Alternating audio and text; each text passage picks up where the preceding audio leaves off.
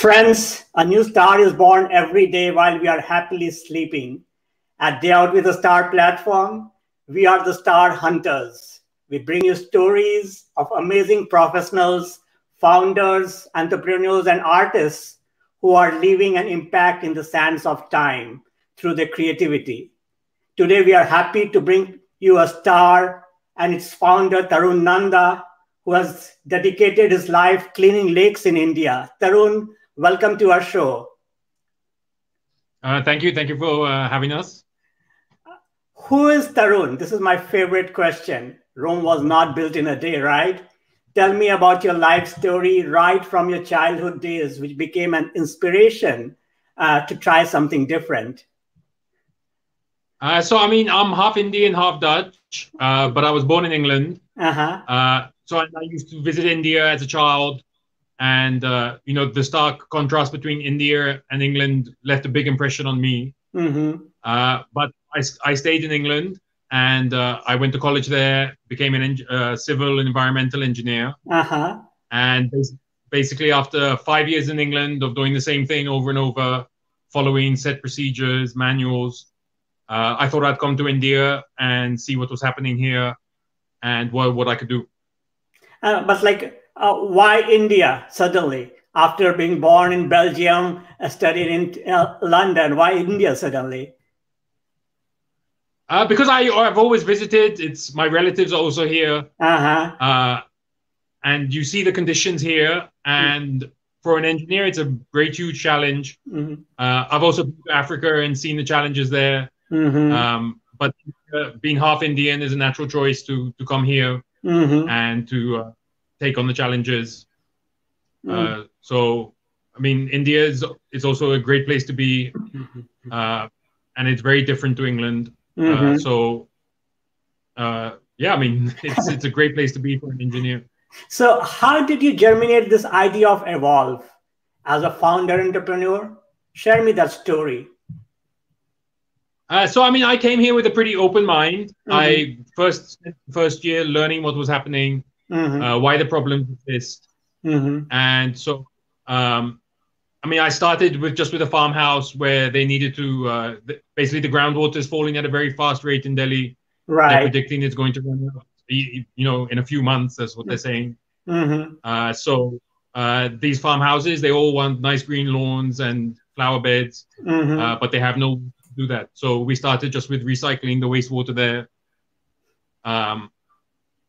And it was a way of, solving this. Water is a huge issue, and without this, cities die. So the sort of current way of we exist doesn't, has no future. So we need to come up with solutions like this that offer a sustainable way to manage our infrastructure. So it's all about evolving as a community, evolving as a society, and using these sort of what may be viewed as not as advanced as a machine, actually work in harmony with nature, and are the way forward for this type of work.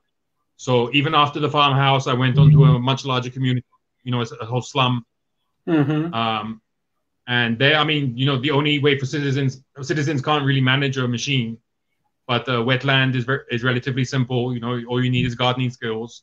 So we set up a big wetland there, which treated all their wastewater before it went into the local pond. But it's I can't really say how it all started. It just sort of has come naturally. One project has led on to the other, and just from an engineering point of view, it was the most logical way to go, especially in where operation and maintenance is a huge problem. But I'm curious. You could have just joined any other organization. Why did you decide to become an entrepreneur?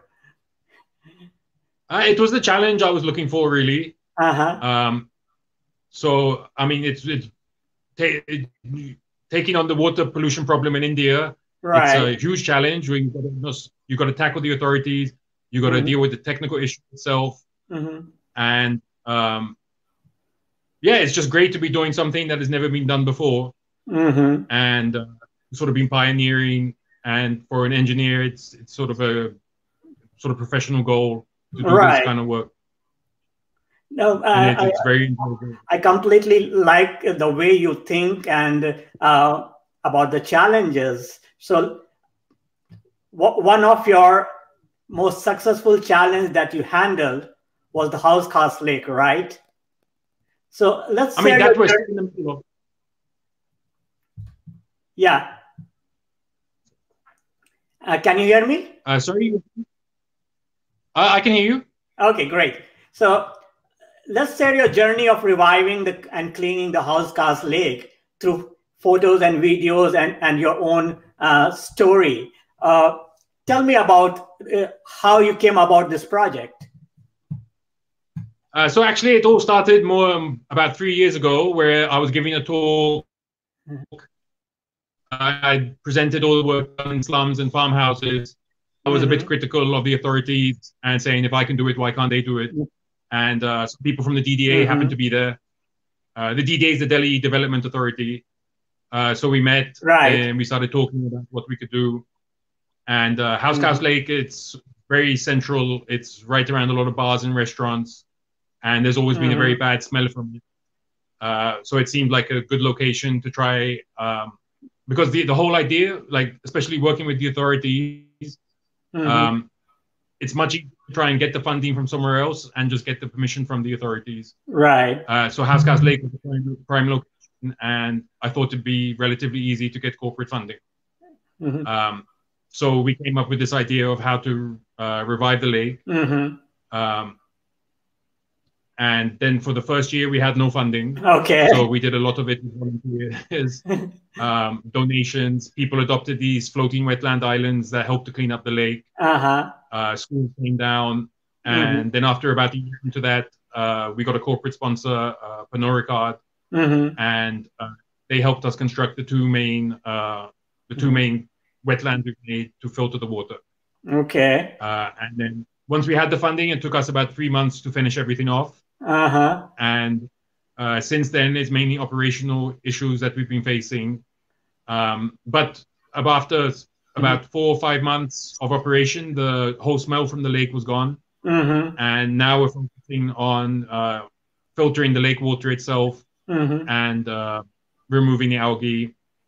But it's been a huge challenge, and but it's been very enjoyable.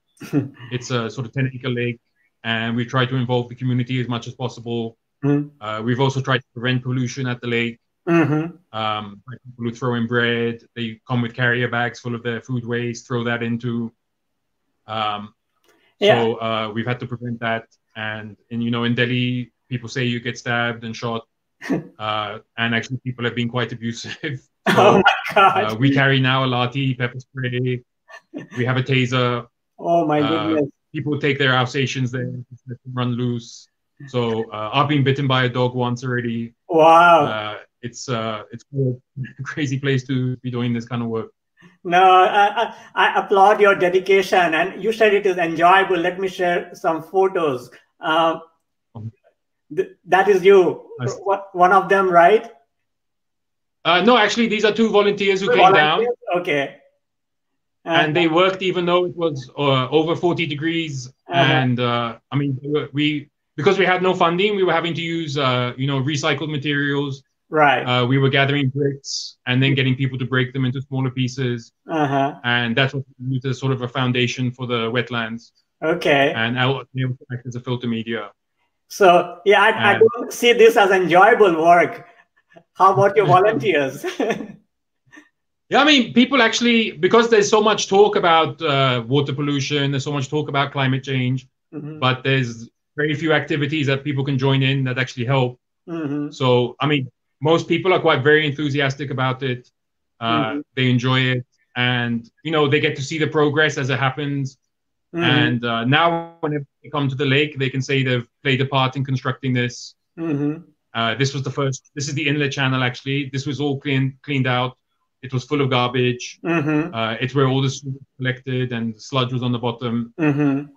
So we had even volunteers from citizen groups such as New Delhi Rising. They came, helped clean it out. Even local children, and we made a sort of a whole day of it. And now the whole channel is completely changed. So here you can see people sort of, passing the bricks along. Right. We even the bricks we found inside, we left them there, to act as a filter media. Okay. And this was how the whole project, started, gained momentum as more people joined. I see even children enjoying here. Yeah, because there's many children who roam the park, and they don't have much to do. So they were interested in what was happening. Especially, as a foreigner, they'd say, "What are you doing?" Right. And initially they were, a bit mischievous, but now we've sort of roped them in. They tell us what's happening by the wetlands all the time. They tell us who's throwing garbage in. So they've really, taken ownership of it too. And it's been a real sort of community drive. Right. That's a great thing, because it cannot work without the community, right? Yeah, exactly. We can't be everywhere at all times. So it's for the community around the lake to spot people who pollute the lake, who deliberately throw garbage in. So as the results have shown, as the smell is gone, more and more people have, offered their support. It's sort of the way forward for water body revivals, because the community has to be involved.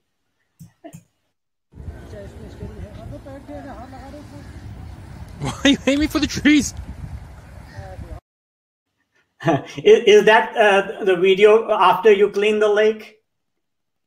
No, that was actually right when we were starting. Okay. That was, I think, installing the floating islands. I couldn't see that clearly. But it's, we have use of a boat now. So, there's normally no boating on the lake. So volunteers get to also go out on the boat. And it's a way for them to sort of have fun at the same time as doing this kind of manual labor. Yeah, I have some more clips here. So let's go through some of them. What is this about? So this is a floating wetland. They're also known as floating treatment wetlands. You essentially construct a raft floated on the lake, and you put the wetland plants, and it helps to clean up the water. It's an example of hydroponics. Okay. And this was just an ordinary citizen who sort of comes. They pay for the materials, and they adopt the island, put their name tag on it, and then it floats in the lake. There's one where you are cleaning water mixing with algae. So this is the water is coming from the left, and the right side is the existing lake. And you can sort of see the vast difference after the water has passed through the wetland. Right. How much it comes back into the lake. This is the same. Yeah, this is an amazing clip. Yes, I think these are all the children helping to break things apart. Okay. And, we were telling people, if you're stressed after work, just come down, break some bricks, use a sledgehammer. Yeah. And wow. This is hard work. Actually, at the time, it was, in even over 40 degrees Celsius. It's extremely hard to do anything in those kind of temperatures. Right. So, they had to work very hard. The volunteers, they did a good job. Yeah, I think we saw this clip. And this is wetland after planting, right? Yeah, this is quite recently after planting. I think this is where the sewage comes into the lake. Okay. And we've created this meandering stream and a small pond where basically all the floating solids, the floating sludge, it all gets trapped. And then the wetlands is also acting like a fecal drying sludge bed. And the plants break up all the pollutants. This is quite clean water now. This is the water coming through the wetland and into the lake. This is the wetland we built to filter the incoming water.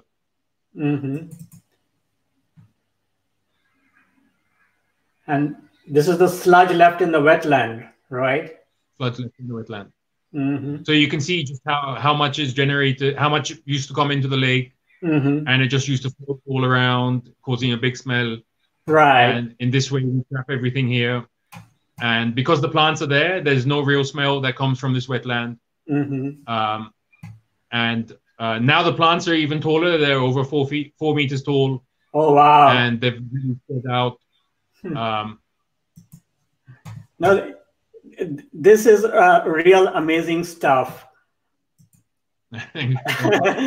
and tell me, like, you started alone, and how did you build this team slowly? Basically, there's a team of 2 now. The other member is Devyani, and she sort of came on board after working for an NGO where they were doing a lot of research, and became a full-time partner of Evolve. And I think because we are doing action on the ground, it's much more enjoyable, and you get a real satisfaction of achieving something by the end of it. But I mean, earlier years, it was basically just me. I'd work with local NGOs. Right. They'd sort out the funding and manage the local population. But hopefully we can sort of, grow, become a bigger team, and expand into more lakes and things like this. Like, urban bodies are both environmental and human disasters. My son remarked that you might as well be doing Evolve Mumbai or Evolve Bangalore to clean urban lakes around the world. Is the problem at the bottom of the pyramid same across the world?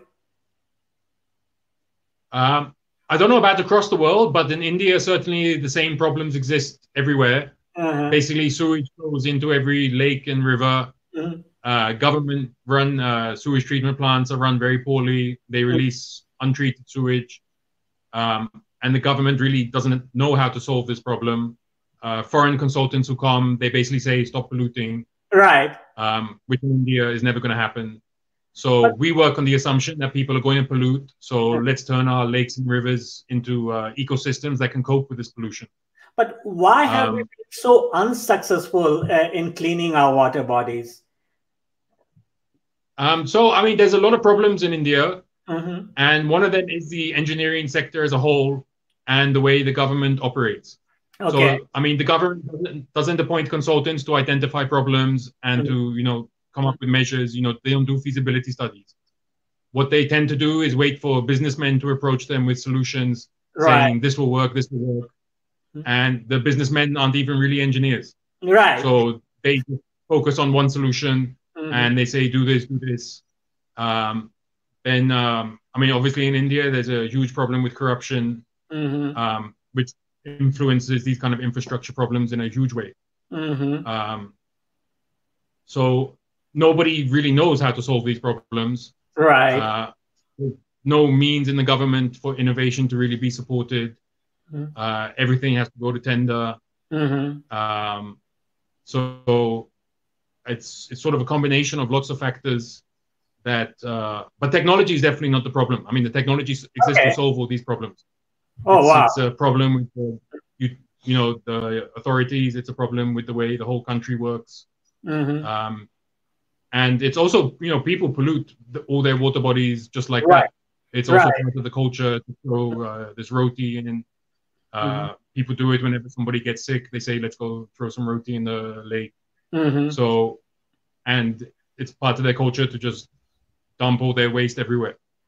And also in Delhi, if somebody does something wrong and you stand up against them, 10 people will come and support the person doing the wrong thing. Right. And nobody will help the person standing up. So it's a problem with the people. It's a problem with the government. And I have no idea how to solve this problem. But what is the learning opportunity from the work you are creating? So, I basically designed the first water body revival in Delhi with constructed wetlands. And since then, the authorities have gone on to do the same thing for much larger budgets in other locations. So, the authorities are definitely learning. And they are sort of following along with what we're doing. Things change. it's Right. once solutions are established, other people start to also do it, and it becomes a much wider movement. People are now putting these floating islands all across the country. Governments also putting these floating islands. So yeah, it's just a question of doing what you can, where you can, and hoping others follow. But like, it takes a great strength of character in doing what you're doing. Standing, you said that you were standing there with a lathi, sometimes trying to keep people away. Can every other entrepreneur or like a non-profit founder or people with dream in their eyes can replicate the success or the failures of what you are doing? So, I mean, a lot of it is motivated by the anger, especially when you see people polluting, essentially what you've had to work so hard to clean. So I think anyone with a temper can sort of stand up in this way. And I think people should be angry about the way our resources have been managed. Because, I mean, huge amounts of money are spent on it with no results. So what is this money being spent for? And, surely it could be put to better use. But I mean, we enjoy the work we do. Right. That's also important. Right. And, we stand up for, against injustice wherever we see it. If we see people treating poor people, we stand up for them. So it's an attitude you need. And yeah, I mean, why not? You should stand up, where you see something going wrong. People in Delhi are very scared. They're scared they get shot. They're scared they get stabbed. And actually, an argument with young people the other day, and the only people who stood up and helped us were a couple from people from outside Delhi, whereas all the Delhiites just stood around and watched. These people were from the south of India, and they actually got involved. So it's a mentality. It's you've got to do the best you can. Exactly. No, nothing against standing up, but like, how do you seed entrepreneurial spirit among the young? So I mean, I actually don't meet many young people, so I'm not sure. But I mean, especially in India, there's a big spirit of entrepreneurship. People are. And I think, the young are definitely speaking out more than the other generation. I mean, I don't actually, I don't interact with many young people. So, I mean, there's a lot of campaigning going on. There's always been a lot of campaigning. Part of the reason I left England was that so many people were talking about it without having any idea of what the ground reality is. They develop products apparently will cure hunger, cure thirst, and save the planet without ever leaving an office in England. Right, so, exactly. Until you actually come here and see what the problems are, why they are like that, then you're never going to be able to solve them. Certainly, and that's the most promising part, that you started with doing what you preach, right? And understood the real difficulties behind it. Yeah, I mean, as an engineer, that's what we're taught to do, is investigate the problem first. You have to identify everything and, come up with solutions.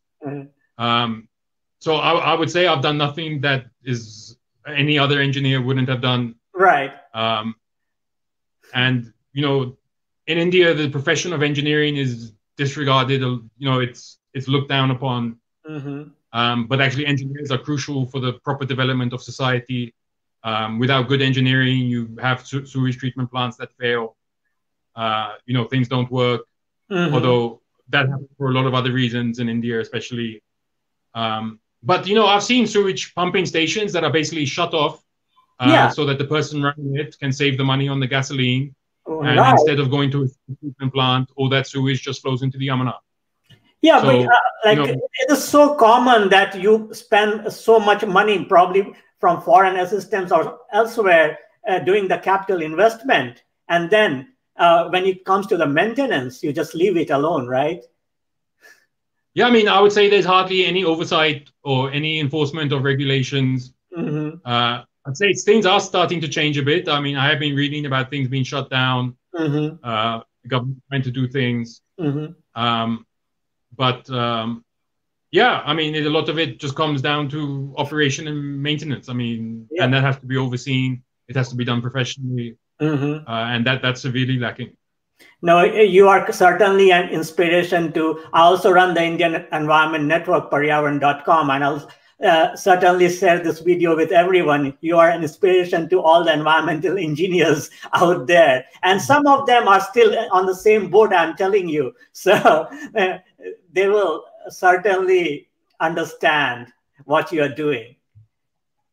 I mean, for an engineer, it's great fun. I mean, I worked for an engineer as an engineer for 5 years before even starting to try to do this on my own. I think a lot of young people might try to get started right away, but I mean, especially in engineering, experience counts for everything, and it's very important to get that experience and engineers to definitely step forward and start taking a much more active role in solving these problems, because there's no one solution that's going to solve all our problems, right? Which everybody wants to believe in because it's an easy fix, right? But actually, for things to change, everyone's going to have to learn to make sacrifices and change the way they live, and for engineers to build infrastructure that can live in a sustainable way. Yeah, but what I've seen is that engineers and technocrats always suck getting money, right? So is there a group it all depends of raising investment? Sorry? Is there a guru mantra or something that the engineers should learn how to raise investment? I mean, getting funding for engineering projects is very difficult, right? And it's normally something that should be funded by the government anyway. I mean, it's actually easier probably to raise funding for a conference or a research paper. Exactly. You have all the 5-star hotel environmental seminars going on right now, but very little for engineering projects. I know. I mean, because there's basically no risk involved with having a conference. It's very easy for a sponsor to say, look, we're raising awareness. I mean, I don't consider raising awareness about an issue everyone knows everything about. What's the point? Right. So it's obviously much more risky to fund an engineering project, especially in India. There's clear stories. There's a lot of challenges that have to be overcome. It's huge bureaucracies that have to be dealt with. So it's a very lengthy, time-consuming process that doesn't fit neatly into a CSR funding cycle. Right. So, I mean, there's no really easy answer. The government should be funding it, but they need more innovation. They need to put mechanisms in place where they don't just go with the lowest bidder. There has to be a focus on quality. There has to be a focus on experience. Professional engineers also, this is the job of professional engineers. It's not the job of, say, a businessman or an architect. It should be done by the right people. There's lots of NGOs being set up by people who simply don't have the skills to do this kind of work. So it's great if you want to do something about an issue, but if you don't have the skills to do it, try and do something where you do have the skills. And raising awareness is not really achieving anything. Although there is a need for it for certain issues, especially, but the focus should definitely be on action. And people have been talking about climate change for decades, with very little action being taken. Yeah, but as you are saying, it is very difficult to be a champion for the development sector rather than working in safe areas as finance and IT. What would be your advice to young professionals who would like to create impact rather than work for an investment bank?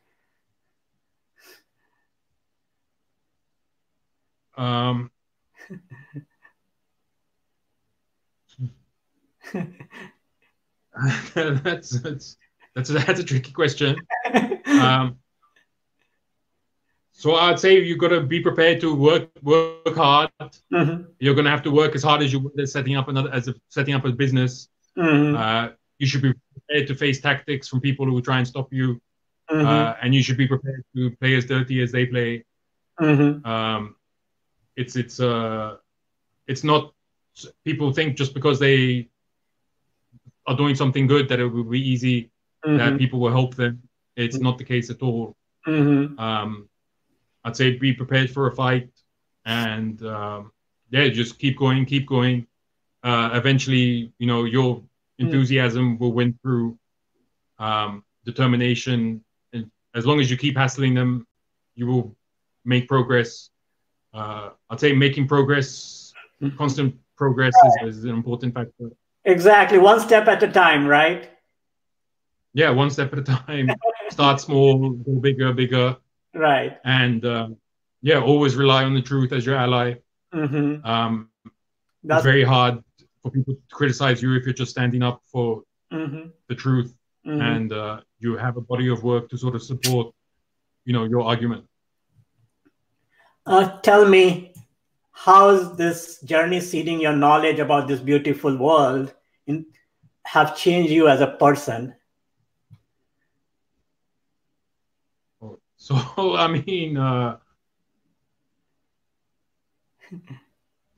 yeah, that's hard to answer. In the last few years, you have seen a lot. So how has that changed you as a person? So, I mean, these days, I'm very much more aggressive and focused and determined to achieve something more because of so much that has been and what it's taken to get this far. But I mean, when I first started more than 8-9 years ago, back then I was an employee, you know, doing what I was told. You know, these kind of entrepreneurship skills are something that I've learned as I progress. And, you know, you've got to be prepared to deal with failure as well. But yeah, now, basically it's, yeah, I mean, now I feel there's no stopping me. And we will continue to keep going. We're willing to sort of tackle much bigger bureaucracies. Right. And yeah, we're now going to go on to the next bigger challenge. And with our ultimate goal being cleaning up the Yamuna before the government manages to clean it up. Yeah, that's a big goal that you have. So yeah, there's a lesson there. Always keep sight of the next big goal, right?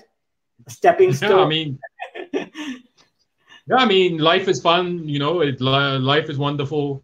There's a wonderful world out there just waiting to be taken on, and it's yeah, it's waiting for everybody who wants to take this big step, you know, out from living in a bubble,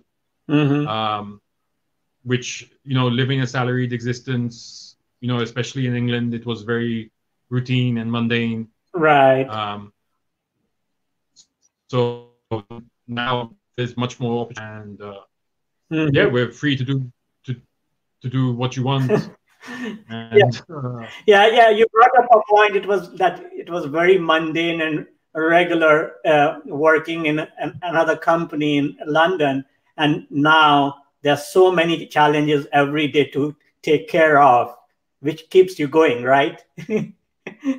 Yeah, I mean, in India, you don't have to go far to find people suffering, or to find you know, massive amounts of garbage and sewage. So yeah, I mean, it's a wealth of opportunities, right? And something I think the government is taking a bit more seriously now. So although slums are still looking pretty much the same, I think the poor people of India are pretty much forgotten in this race for development. But yeah, it's a wonderful time to be in India. There's vast amounts of change happening, and it's exciting. But tell me more about your family and friends who have been a mentor to your journey. How do you seek mentors and convince them to be part of your journey? It's good to be alone and do it, but seeking friends and mentors. I mean, most people tend to be quite attracted to the work we're doing. They also like it. Especially older generations are pleased to see some young people achieving things, getting involved, and they're obviously in a position to support us. So they lend a hand.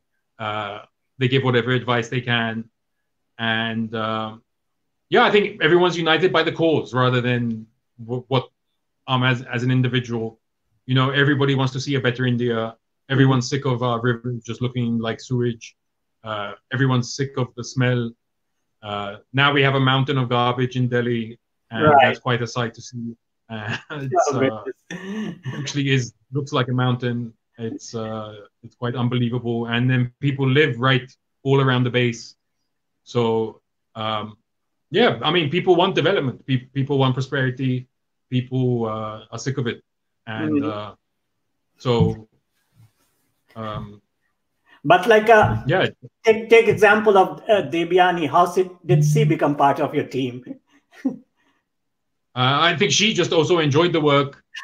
It is actually fun to do this kind of thing. So and it's also it's doing something that is so often just talked about, and you can see the results of your work. I think people are born to work with their hands. Everyone could build their own house. Everyone could, do this sort of infrastructure if taught how to. That's what human beings do. So when they actually get a chance to work with their hands, to build things, children especially love doing it. They've been very enthusiastic. And they understand, all of them make signs, save the planet, save water. So, and you brought a very important point that children are used to doing things with their hand, and slowly they forget, right? When they grow up, they forget how to use their hands to build beautiful things, right? Yeah, we go to university, we're taught how to study, how to follow a timetable, how to work a certain way. Then we go into jobs, do the same thing. It has become sort of, I mean, there's no questioning of this way of life. Right. And there's no talk about how else could we live as a race. And I think maybe now we may start sort of seeing other ways of living. Everyone's on a search for a higher salary. Right. And before I left England, I got a job that was paying much higher salary than my previous job. And after 1 year of that, I sort of realized, having that extra money doesn't really change your life that much. You might have a nicer kitchen, a nicer bathroom, or things like this. But at the end of the day, what you're living is not life. It's like you're living like a robot. And I think there's a whole world waiting out there that we could move into as a race of living a completely different way, and much less focus on money and the economy, and a much greater focus on happiness. I mean, I sound like a hippie. No, it is not. It is not. And believe it or not, like I have been interacting with so many extraordinary founders and entrepreneurs, and they are now thinking the same way you think. So it's not something out of ordinary now. Sorry, just 1 second. The volume seems to have disappeared. No problem. Can you hear me now?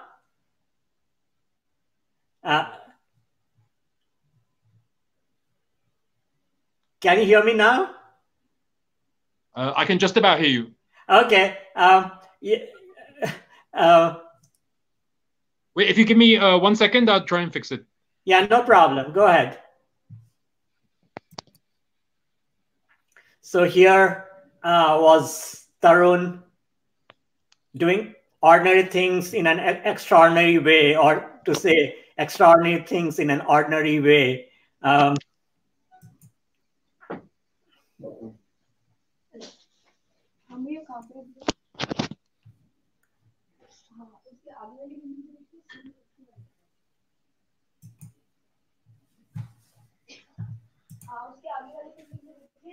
Can you hear me now?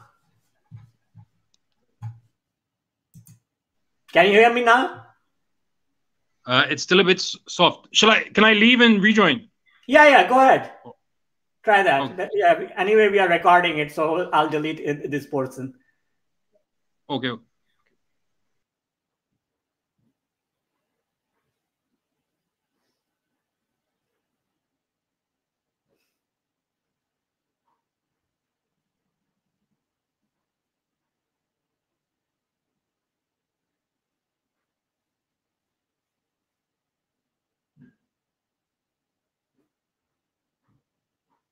Yeah, we are waiting for Tarun to join.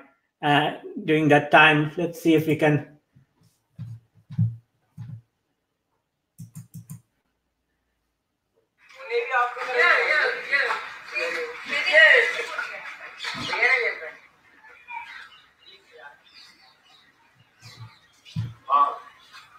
But it's good for us.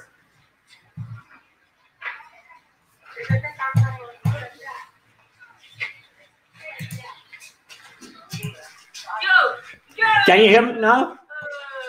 Oh, now it's good. Good, great. Okay, you're playing the video. Yeah. Yeah, kids rock, right? Yeah, I mean, these kids are always roaming about. And I mean, they enjoy throwing stones. Sometimes they actually hit the islands. So we got them to start throwing their stones in at the end of the wetland instead. And it all sort of contributes to the filtration process. Oh, wow.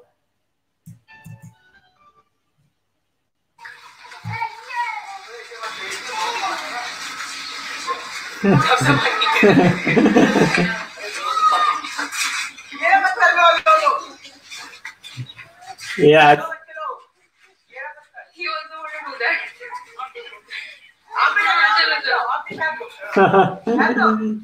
This is probably our youngest volunteer ever. Oh, wow. That's really great.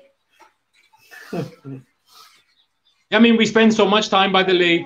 Sort of always there, keeping an eye on things. So yeah, you get to know everyone who comes around, right? Who comes on a daily basis. We know people. We know the people who steal. We know the people who throw in the bread. And yeah, I've moved. Now I'm right next to the lake. I sort of overlook it. So I can keep an eye on it at night too.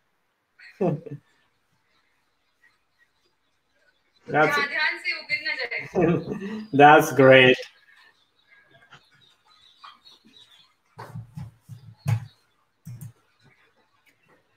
So at the we are at the very end of the interview, I just wanted to know, you are very young to have a legacy, but if you wanted to think of yourself writing on a tombstone, what do you think you want to leave as a footprint for the future generation?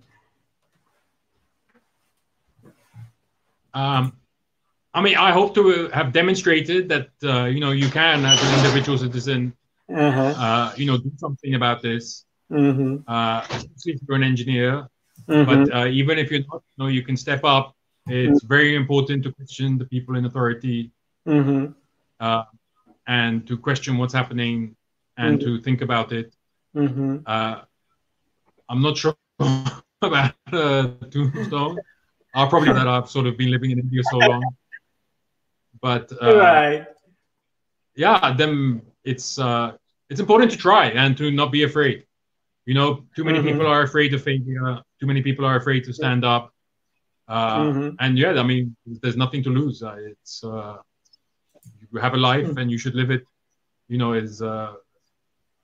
as best you can. Thank you, Tarun, so much for being part of our show.